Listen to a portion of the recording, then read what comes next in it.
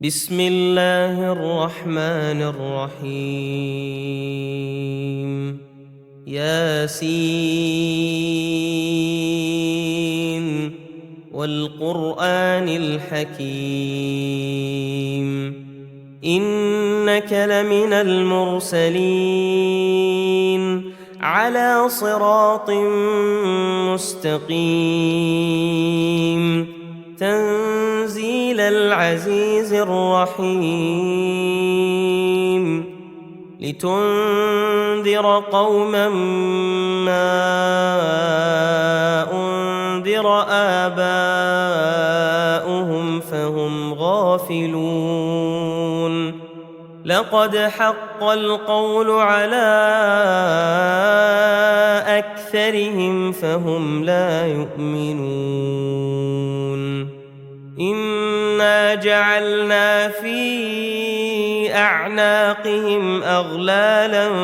فهي إلى الأذقان فهم مقمحون وجعلنا من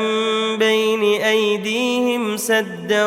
ومن خلفهم سدا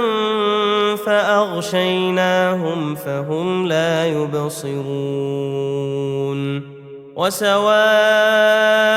عليهم أأنذرتهم أم لم تنذرهم لا يؤمنون إنما تنذر من اتبع الذكر وخشي الرحمن بالغيب فبشره بمغفرة وأجر كريم إنا نحن نحيي الموتى ونكتب ما قدموا وآثارهم وكل شيء أحصيناه في إمام مبين واضرب لهم مثلا أصحاب القرية إذ جاءها المرسلون إذ أرسلنا إليهم اثنين فكذبوهما فعززنا بثالث فقالوا إنا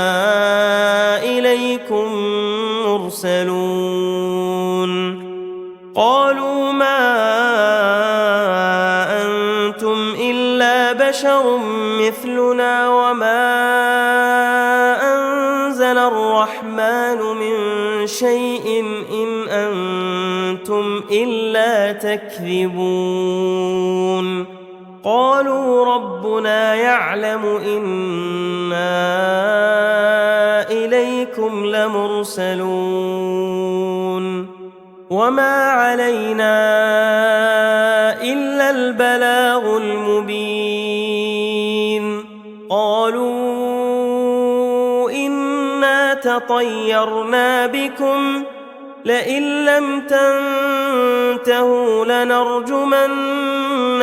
وليمسنكم منا عذاب أليم